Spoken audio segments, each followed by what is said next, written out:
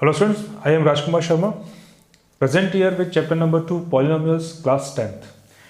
Polynomials की definition की बात करते हैं तो डेफिनेशन होती है an algebraic expression of the form a n x to power n a n minus one x to power n minus one a n minus one x to power n minus two up to a one x a zero.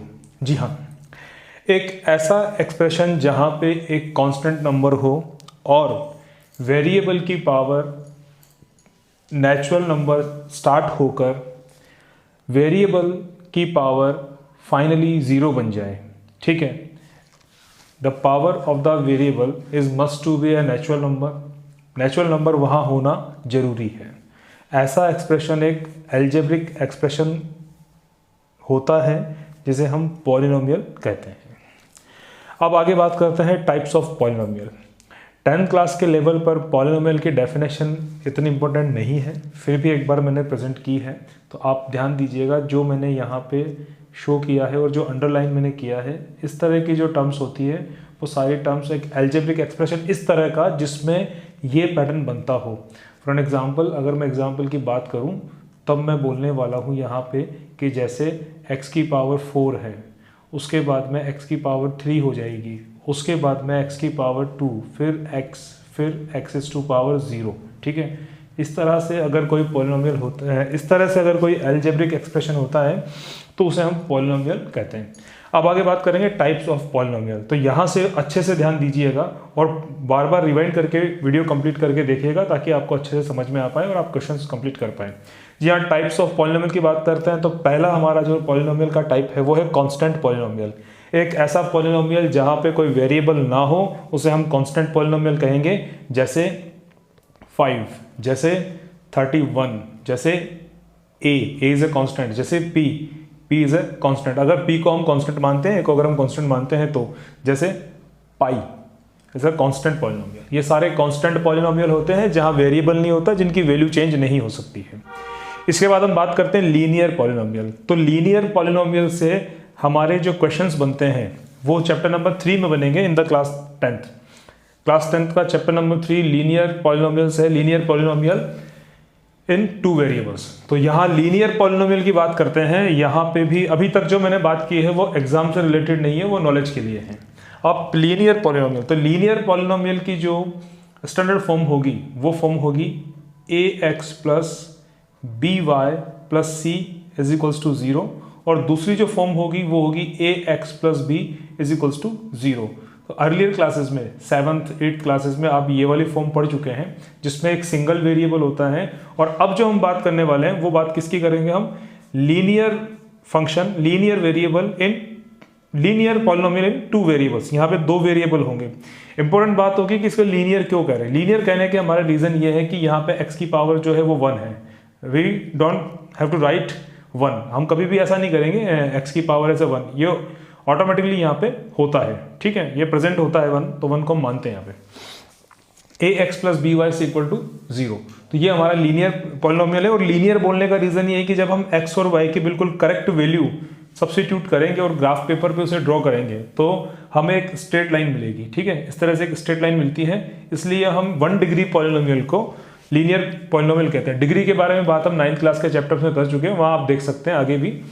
अभी वापस से एक बार फिर से चलते हैं, linear polynomial के example लेते हैं हम। तो मैंने लिखा है यहाँ पे 2x minus 3y plus 7 equals to 0। ये लीनियर पॉलिनोमियल का एग्जांपल है। यहाँ पे लीनियर पॉलिनोमियल इन 2 वेरिएबल्स। अब हम 2 वेरिएबल्स की बात करेंगे 9th और 10th के स्टैंडर्ड पर, यही चलता है। अब आगे बात करते हैं थोड़ा सा इसी के बारे में। अगर मान लीजिए अब जैसे चैप्टर नंबर 3 में हम क्या पढ़ने वाले हैं, चैप्टर नंबर 3 पे हम जो बात करेंगे तो वहाँ पे क्या है कि हम लीनियर इक्वेशन की बात करेंगे।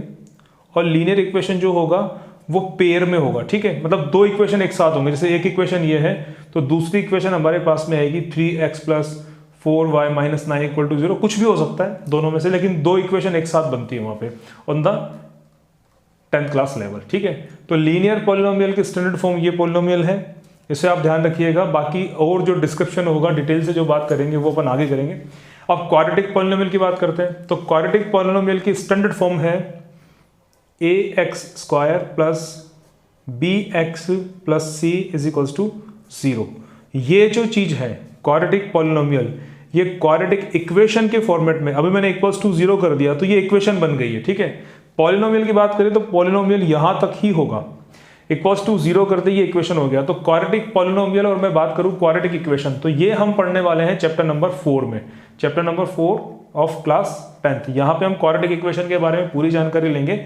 अभी जो बात है वो क्या है कि एक क्वाड्रेटिक पॉलिनोमियल क्या होता है। तो क्वाड्रेटिक पॉलिनोमियल में जो हमारा वेरिएबल होगा, उस वेरिएबल की वैल्यू, वेरिएबल की पावर जो होगी वो 2 होगी। मतलब इस तरह से हमारा इक्वेशन बनेगा, जैसे 2x square plus 3x plus 7 is equals to 0। इस तरह से हमारा इक्वेशन होगा। तो यहाँ पे पावर 2 होना बहुत जरूरी है।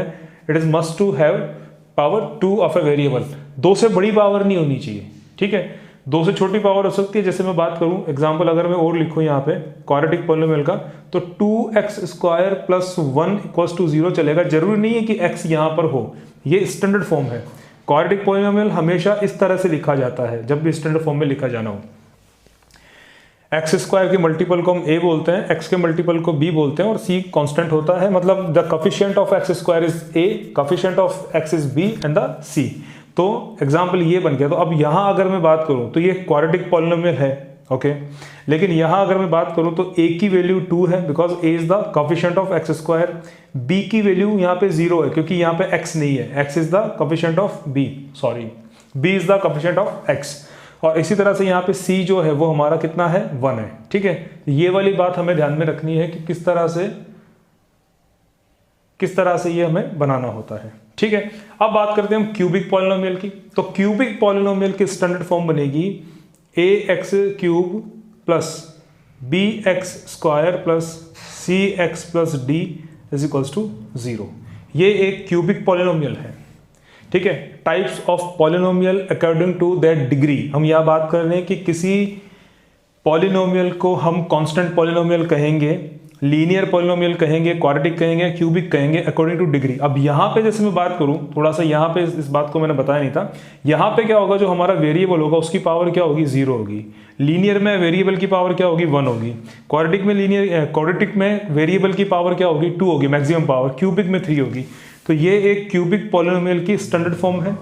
स्टैंडर्ड फॉर्म का मतलब ये होता है कि जब हम आने वाले कोफिशिएंट्स की बात करेंगे a, b, c और d की, तो वो इसी के अकॉर्डिंग हमें मानने होते हैं। एग्जाम्पल यहाँ अगर बात करें, जैसे मैंने लिखा 3x cube plus 4x square plus 7x minus 9 equals to 0। तो maximum power of variable is 3। ये एक क्यूबिक पॉलिनोमियल है। अब ये अभी केवल हमने बात की है पॉलिनोमियल के type on the level of class 10th के लेवल पे हमने बात की है। अब आगे इनमें जो चीज़ें होने वाली हैं वो एक बात और कर ले हम। अभी हमने बात की पॉलिनोमियल के type according to that degree, और अब जो मैं बात करने वाला हूँ यहाँ पे, तो वो क्या है, polynomials according to number of terms. तो नंबर ऑफ टर्म्स के अकॉर्डिंग जो हमारे पॉलिनोमियल होते हैं वो क्या होता है, एक तो मोनोमियल, दूसरा क्या होगा बाइनोमियल, और थर्ड क्या होगा ट्राइनोमियल। मोनोमियल जिसमें एक सिंगल टर्म हो जैसे कि a, बाइनोमियल जिसमें 2 टर्म्स हो जैसे कि a प्लस b, और trinomial a plus b plus c। अब इनकी पूरी डिटेल से अगर हम बात करें इनके सॉल्यूशंस, तो वो हम आगे करेंगे। आज के सेशन में मैं इतना ही बता रहा हूँ पॉलिनोमियल्स के टाइप क्या है अकॉर्डिंग टू डिग्री। तो अकॉर्डिंग टू डिग्री हमने बोला है constant, linear, quadratic, cubic. And according to number of terms, monomial which have 1 term, which have single term, binomial which have 2 terms, and trinomial 3 terms. Okay.